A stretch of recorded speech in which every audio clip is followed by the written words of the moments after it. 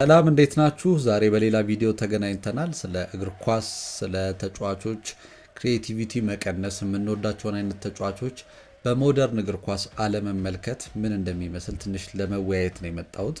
እንደምታውቁት እግር ኳስን ማንም ሰው ገና በህፃንነቱ ሲጫወትም ወይ ደግሞ ኳስ ለማየት ሲጀምርም ታክቲካል ፐርስፔክቲቭን ሜዳ ላይ ያለውን የተጫዋቾች አደረጃጀት ፓተርን ተረድቶ አይደለም።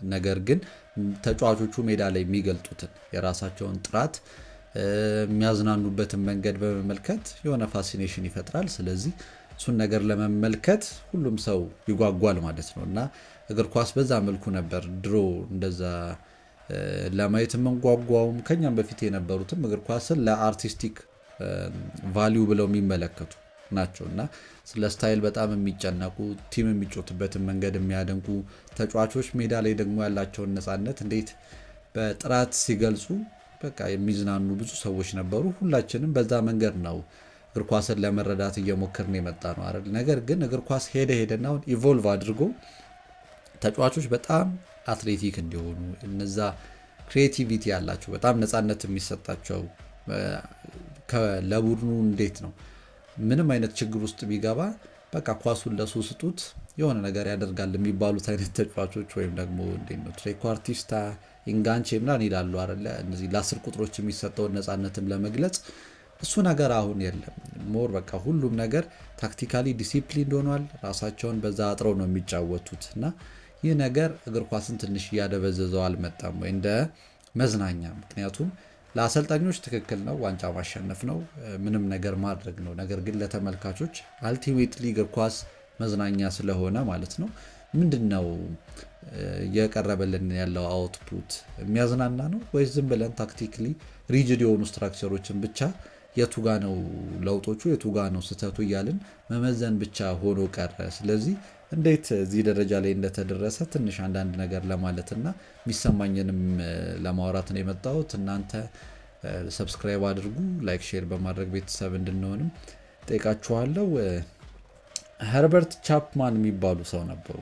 የአርሰናል አሰልጣኝም ነበሩ። በተጫዋችነትም አሳልፈዋል እና ከ30 ዓመት በፊት አሉ በጣም ራሳቸውን እንዲገልጹ ሰዎች እድል ይሰጣቸው ነበር። አርትስ ኤንድ ክራፍትስ እንዲያሳዩ በጣም ፉል የሆነ ነፃነት ነበራቸው። አሁን ግን ይላሉ የዛሬ 30 ዓመት እያሉ ነው እሳቸው የሚጠቅሱት they have to make their contribution to a system ይላሉ። በቃ ከዚህ በኋላ ግን ለሲስተሙ መገዛት አለባቸው። ኢንዲቪጁዋሊቲ has had to be subordinated to teamwork ይላሉ። ምን ማለታቸው ነው? ግለኝነት ወይም ደግሞ በጣም አንድ ሰው ላይ መተማመን ሳይሆን በቃ በቲምወርክ ማመን መጀመር አለብን የሚል ሀሳብ ነበር የሰጡት። ይህ ሀሳብ በ1930ዎቹ አካባቢ የተሰጠ ሀሳብ ነው እና ይህንን እንደ መነሻ ነው የማቀርበው አሁን ከምነግራችሁ ሀሳብ ጋር ለመነሻነት በጣም ጥሩ ሀሳብ ስለሆነ ነው። እግር ኳስ ሄዶ አሁን ኢቮልቭ አድርጎ ታክቲካሊ ሪጅድ ወደሆነ ነገር ደርሷል ብለናል እና ከዛ በፊት አሁን እሳቸው እንደሚሉት ኢንዲቪጁዋል ኤክስፕረስ ማድረጉን አይደለም ጥላቻቸው፣ ግን ሙሉ በሙሉ ደግሞ እዛ ነገር ላይ ዲፔንድ መሆን የለበትም።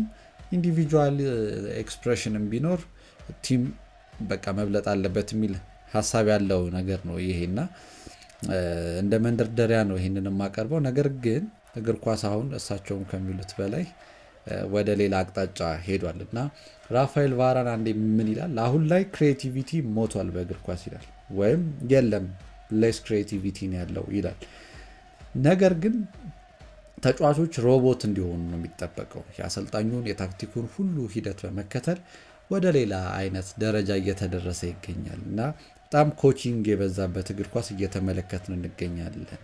ስለዚህ አሁን ስለ ፍሪደም ብዙ የምናስብበት ነገር የለም። አሁን ካርሎ አንቸሎቲ ብቻ እንደው ይህንን ነገር ተጫዋቾች ኤክስፕረስ እንዲያደርጉ በተወሰነ መልኩ ይፈቅዳሉ የሚል አስተያየትም ሰጥቶ ነበር። እነዚህን 2 ነጥቦች እንድትይዙ ነው። ወደ በኋላ ስለ ካርሎ አንቸሎቲ እመለሳለሁ እና ነገሩ ላይ ትንሽ አርቲኩሌት ለማድረግ ያክል ነው። እግር ኳስ በነ ክራይፍ ዘመን አንድ መጽሐፍ ላይ ያየሁት ምንድን ነው የተለያየ ሀሳብ ያላቸው ሰዎችን ሊያሳየን ይችላል። ምክንያቱም ሁሉም ሰው እኛ በምንፈልገው መልኩ ስለ አርቲስትሪ ምናምን ብቻ ላይጨነቅም ይችላል።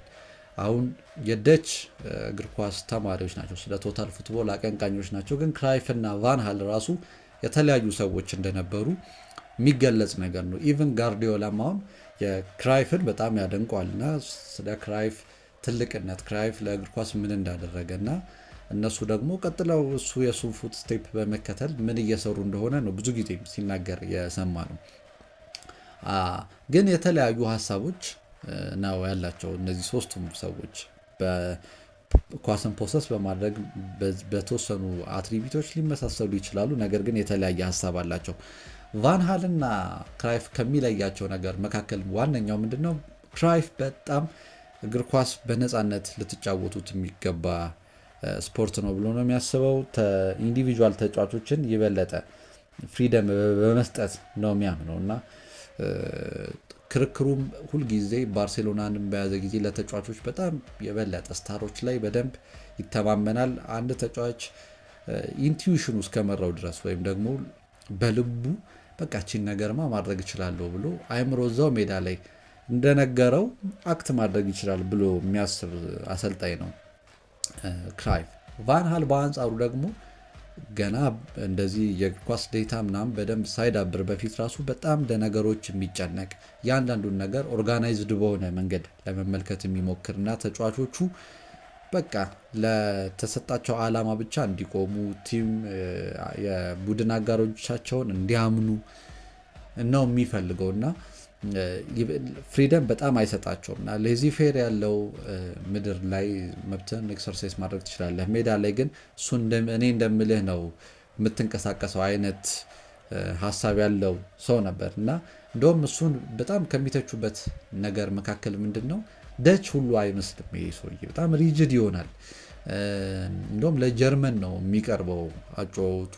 እኛ የለመድነው በደች እግር ኳስ ተጫዋቹ የፈለገውን አይነት ነፃነት ተሰጥቶት እንደፈለገ ትራይቭ እንዲያደርግ ነው እንጂ እነዚህ በጣም ሜካኒካል እንዲሆን እግር ኳስ አይፈለግም የሚሉ ናቸው እና እንደውም አንድ ጊዜ ክራይፍ ምን የሆነች ኮት ጠቅሷል ይባላል። ፕሌይንግ ፉትቦል ቬሪ ሲምፕል፣ እግር ኳስን መጫወት ሲምፕል ነው፣ ግን ሲምፕል ፉትቦል ደግሞ ቀለል ያለ እግር ኳስን ደግሞ መጫወት ሃርደስት ነው በጣም ይላል።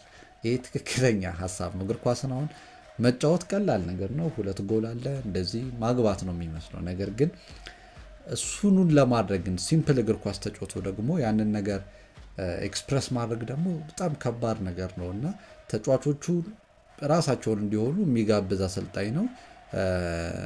ቫን ሃል ደግሞ በተቃራኒው እና በአንድ ዘመን ተመሳሳይ ዘመን ላይ የነበሩ ነገር ግን ከአንድ ትምህርት ቤት ቢወጡ እንኳን የተለያየ ሀሳብ ያላቸው አሰልጣኞች እንደነበሩ ኖቲስ ማድረግ ያስፈልጋል እና ጋርዲዮላ ታዲያውን የነ ክራይፍን ሀሳብ ተቀበሉና እሱ ደግሞ በሁለቱ መካከል ያለ አሰልጣኝ ነው፣ በቫን ሃል እና በክራይፍ። ለምንድነው እንደዛ የምለው? በጣም ታክቲክሊ መቆጣጠር ይፈልጋል ተጫዋቾቹን ቦታቸውን እንዲያውቁ። ስለ ፖዚሽናል ፉትቦል እሱ ታውቃላችሁ እንዴት ብዙ ነገር ዴቨሎፕ እንዳደረገ እና ተጫዋቾች ባላቸው ቦታ በጣም ጥሩ ነገር እንዲፈጥሩ ይፈቅዳል። ነገር ግን ኮንትሮሉ በጣም እንዳለ ሆኖ ማለት ነው። እንደውም ጋርዲዮላ ሜቲክለስ ነው፣ ቢልዳፑ ላይ በጣም ጥንቃቄ ያደርጋል። ከዛ በኋላ ግን ወደፊት ላሉት ተጫዋቾች ፋይናል ሰርድ አካባቢ መገኘት ለሚችሉት ነው የበለጠ ነፃነት የሚሰጠው እንጂ ከጀርባ እንደውም በጣም ጥንቃቄ ያበዛል ይባላል። ይህ ትክክለኛ ሀሳብ ነው። ምክንያቱም አንዴ ሴትል አድርገው ተጫዋቾቹ የራሳቸውን ፖዚሽናል ፉትቦል ስለሆነ ሴትል እስኪያደርጉ ድረስ ወይም ደግሞ ሬስት ዲፌንስ ኖሯቸው ፊት ለፊት ያሉት ተጫዋቾች ቢቀሙ እንኳን እሱን ኳስ ለመንጠቅ የሚያስችል አቋም ላይ ወይም ቅርጽ ላይ እስካልሆኑ ድረስ ያንን ነገር እንዲሞክሩ አይገፋፋም። ፊት ለፊት ያለው ተጫዋች ያንን ሪስክ ወስዶ ቢቀማም ዞሮ ስትራክቸሩ የተጠበቀ ስለሆነ ለኳሱን ሪጌን ለማድረግ የሚያመች ሁኔታ ላይ ስለሆነ ማለት ነው። ታዲያ ይህ ነገር ነፃነት ይሰጣቸዋል ብለናል። ትክክል ነው። ከኋላ ላሉት ትንሽ የሚገድባቸው ነገር ሆኖ ያለፈ ይመስለኛል።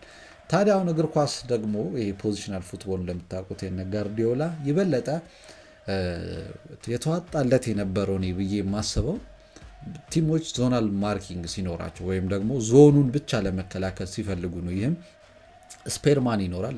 ስፔርማን ማለት ፍሪማን ማለት ነው፣ የሆነ ያልተያዘ ተጫዋች።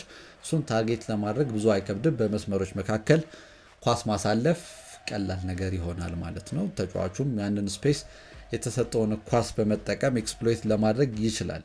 አሁን ላይ ግን ኳስ ሄደና አሁን ዞናል ማርኪንግም በደንብ እየተተገበረ ብቻ ሳይሆን ማንቱማን ማርኪንግንም ደግሞ በደንብ እያየን እንገኛለን እና ማንቱማን ማርኪንግ ሲሆን ተጫዋቾቹ በመስመሮች መካከል የሚሰነጠቅ ኳስ ሳይሆን እያንዳንዱ የራሱን ተጫዋች መያዝ ላይ ያተኩራል ማለት ነው። የበለጠ ችግር ውስጥ ያስገባዋል ይህንን ሲስተም በደንብ። ታዲያ ምን ነገር ይላሉ? ለዚህ ደግሞ አዳዲስ ነገሮችን ወደ ማምጣት አንድ የሮቤርቶ ማንቺኒ አሲስታንት የነበረ አንቶኒዮ የሚባል ሰው ምንድን ነው ያለው? ኦቨር ታይም አይ ሪላይዝድ ዘ አድቫንቴጅ ዊ ሃድ ኢን ዘ መንዝስ ኢን ፕሪቪየስ ይርስ ዌር ሌስ ኤንድ ሌስ ይላል። ምን ማለቱ ነው?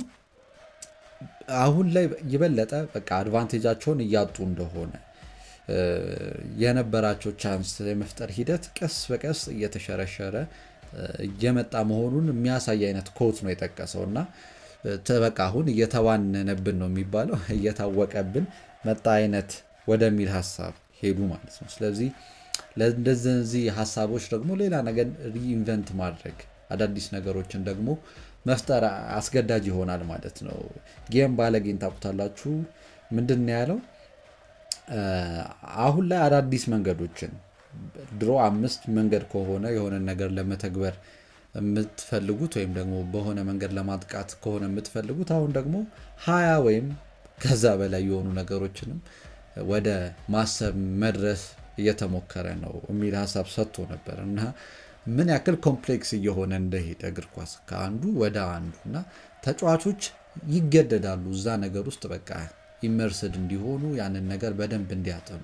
እንደነ ዲዘርቢ አይነት ሰዎችን መጥተዋል። በጣም አስገራሚ የሆኑ ፍሎለስ የሆነ ቢልዳፕ የሚያሳዩ አርቲፊሻል ትራንዚሽን በደንብ ደግሞ የአርቲፊሻል ትራንዚሽን እንጃ ከሱ በፊት የሰራው ይኑር አይኑር አላውቅም፣ ግን እሱ ሲተገብረው በጣም አስገራሚ ኤስ ሙቭመንት ይባላል። እንዴት ኮምባይን እያደረጉ በፍጥነት ወደ ተቃራኒ ቡድን ጎል ለመድረስ እንደሚሞክሩ የሚያሳዩ ሂደቶች እና እግር ኳስ ኢቮልቭ አድርጎ እሱንም ማየት ችለን ነበረ። በዛም ሂደት ውስጥ ቢሆን ግን ተጫዋቾቹ ያንን ነገር እንዲተገብሩ ነው እንጂ ራሳቸውን ኤክስፕረስ እንዲያደርጉ እየተፈቀደላቸው ነው ለማለት ትንሽ ያስቸግራል። የምትረዱት ነገር ምንድን ነው? እግር ኳስ በቃ አደገ ኢቮልቭ አደረገ ከተባለ ድሮ ላይ የነበረው ሮናልዲኒዮ ጎቾን ስትመለከቱት ብሪዝ ለማድረግ ስፔስ ይኖረዋል። እሱን ነገር አሁን ላይ በሞደርን እግር ኳስ እንዲሰጣቸው አይደረግም። ተጫዋቾቹ በጣም ሪለንትለስ ፕሬሲንግ ነው ያላቸው እንደዚህ እና እሱን ነገር ከግምት ውስጥ ማስገባት ያስፈልጋል። ዝም ብሎ ጭፍን ሆኖ ለምንድን ነው እነሱ ያላደረጉት ወደሚል ሀሳብ አይወስደንም። ነገር ግን ተጫዋቾች ደግሞ በተወሰነ መንገድ ራሳቸውን ኤክስፕረስ ማድረግ እንዳለባቸው እሙን ስለሆነ ማለት ነው። ለምሳሌ እኔ አሁን ሩቅ አልሄድም። የአርሰናልን የሆኑ ጨዋታዎች ተመልክታችሁ ከሆነ አርሰናል ስፔስ እየተሰጣቸው ግን በቃ ፕሪዲተርምንድ የሆነ የታወቀውን እንቅስቃሴ ብቻ ነው ሲያደርጉ የነበረው። ይሄ ትሬኒንግ ሜዳ ላይ የሚሰሩት የለም። በቃ ይበልጥ ኮንዘርቫቲቭ መሆን ካለብህ ኮንዘርቫቲቭ ትሆናለህ። ባክፓስ ማድረግ ካለብህ ታደርጋለህ። ባክፓስ ማድረግ ጥቅም እንዳለው ሁሉ ጉዳትም ስላለው ማለት ነው። ባክፓስ ማድረግ ካለብህ ባክፓስ ታደርጋለህ። የሚታዩትን ስፔስ አሁን ተጫዋቾቹ ክሬቲቪቲያቸውን እየተነጠቁ ነው ወይ የሚለው እዚህ ጋር ነው የሚመጣው። ምክንያቱም መታየት የሚችል ኳስ የሚታይ ድል የተፈጠረ ቻንስ እያለ ያንን ነገር ወደ አለመጠቀም እና ትሬኒንግ ሜዳ ላይ ብቻ ያለውን ነገር ወደ መተግበር እየሄዱ ይገኛሉ ተጫዋቾች። አርሰናልን አይታችሁ ከሆነ እነ ዴክላን ራይስን ሌሎቹንም ያቸው እነ ዙቢሜንዲንም አንዳንድ ኳስ ተመልክታችሁ ከሆነ አሁን እንደውም ቅርብ ሳምንታት ላይ ለመሻሻል የሞከረ ነገር አለ። ግን የሚታየውን ተጫዋች ከማግኘት ይልቅ በቃ ወደኋላ መመለስ ወይ ሳይድዌይስ መጫወት እነሱ ትሬን ባረጉበት መንገድ እና ፍሪማን በመፈለግ ሂደት ውስጥ ብቻ ነው ነገሩን የሚተገብሩት ልላችሁ ፈልጌ ነው። እና እግር ኳስ ኢቮልቭ ማድረጉን አንረሳም። እና ሴስክ ፋብሬጋዝ አንዴ ምን አለ፣ አሰልጣኞች እንደዚህ ያደርጋሉ። አሁን ያልኩትን ይገልጽና በቃ የሚታየውም ኳስ ፓስ ታደርግለታለህ። ኳሱን ከያዘ በተለመደው የትሬኒንግ ሜትድ ማለት ነው እዛው የለመዱትን እንደ ኮንዲሽን እንደሆነዋል ማለት ነው። ልክ ፓቭሎቭ ውሻውን ኮንዲሽን እንዳደረገው አሰልጣኝም ተጫዋቹን ኮንዲሽን ያደርገዋል በሚሰሩት ትሬኒንግ ላይ የእሱን አስተሳሰብ እነሱ ላይ ኢምፖዝ ያደርግባቸዋል። ስለዚህ በዛ መንገድ እንዲጫወቱ በመፍቀድ ማለት ነው። ታዲያ ሴስክ ፋብሬጋዝ ይህንን ነገር ምን ይላል?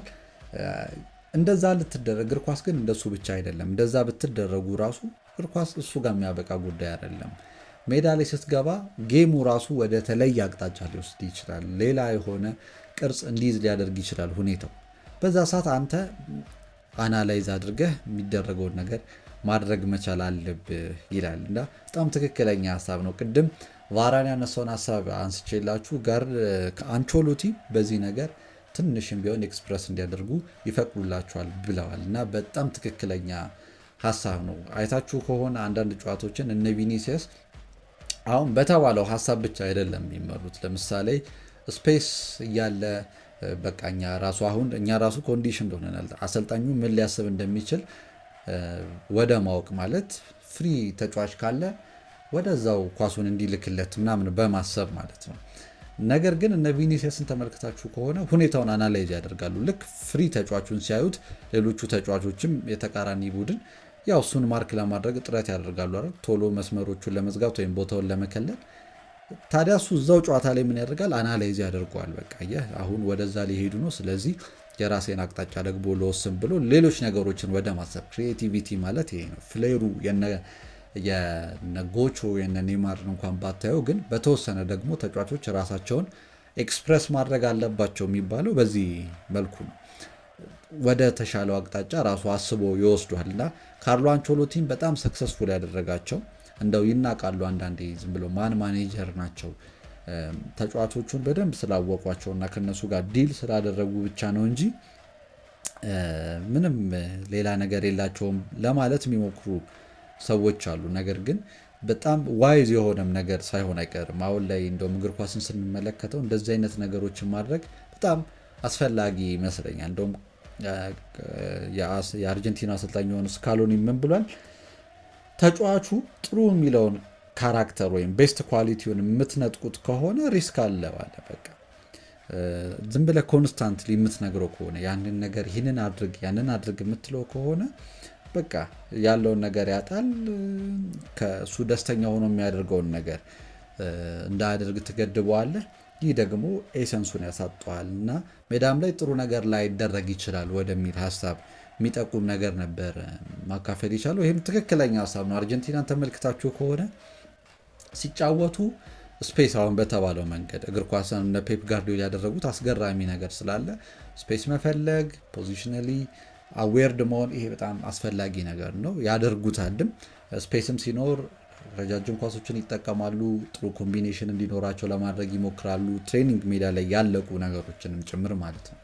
ነገር ግን አርጀንቲናዎችንም ደግሞ ተመልክታችሁ ከሆነ አንዳንዴ በጣም ፕሬሸር ሲበዛባቸው ወይ ደግሞ ነገሩ በጣም አስቸጋሪ ወደ መምሰል ሲያመራ እነሱ ምንድን ነው የሚያደርጉት? ይበለጠ ሃርደስት ዌይ ይሄዳሉ። ምንድን ነው የሚያደርጉት?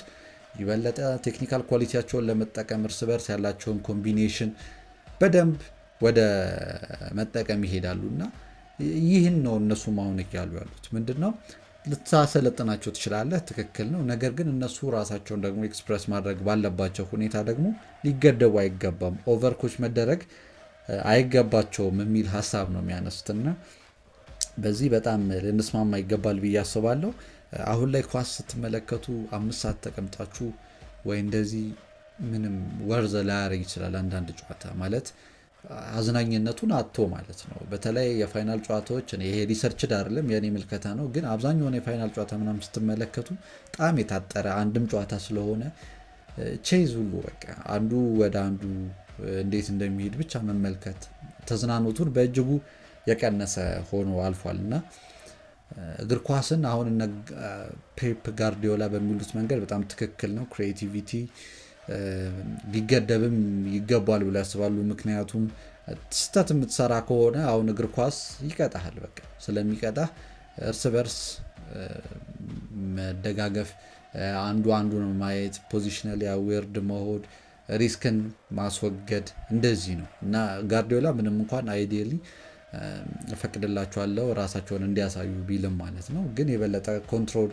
እንደሚያበዙ የሚታወቅ ነገር ነው። አሁን ይህንን በእግር ኳስ ለመረዳት አንድ የተወሰኑ ጨዋታዎችን መመልከት ብቻ የሚጠይቅ ነገር ስለሆነ ማለት ነው። እና እግር ኳስ ኢቮልቭ ማድረጉ ስፔስን ለመከላከል የሚደረገው ጥረት በጣም ማደጉ፣ አሰልጣኞች ደግሞ የበለጠ እሱን ኮንትሮል ማድረግ ስለመፈለጋቸው ምንም ይሄ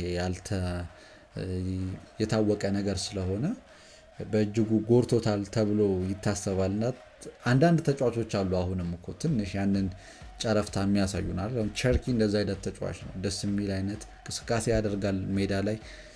ነገር ግን አሁን እሱ ፊዚክሊ ኮፕ ያደርጋሉ ከሌሎቹ ጋር የሚለው ራሱ ጥያቄ ውስጥ ይከተዋል። እነ ጋርዲዮላም እሱን አሁን እየተጠቀምበት አይደለም ብዙ ጨዋታ ላይ። አሁን የኤፍኤ ካፕ ፋይናል ጨዋታ ላይ ያየ ነው እንጂ እንደውም እሱን ወደ ማስቀመጥ ምክንያቱ ሌላ ሊሆን ይችላል። ግን ብቻ እንደዚህ ፍሌር ያላቸው ተጫዋቾች ለሞደርን እግር ኳስ ራይት ፐርሰን በራይት ታይም ይባላል አይደለ?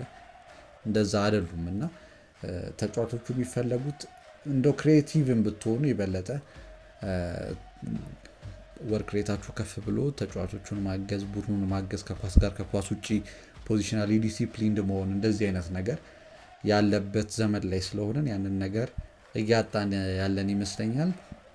ተጫዋቾቹም በጣም ኦቨርኮች ስለተደረጉ ማድረግ የሚችሉትን ነገር እንዳያደርጉ የሚታየውንም ነገር በቃ ሜዳ ላይ ያለመዱትን ብቻ እንጂ እዛው ሪል ጌም ሲቹዌሽን ላይ ሲሆኑ ያንን ነገር ከማድረግ እየተገደቡ እንደሆነ መመልከት እንችላለን ለማለት ነው።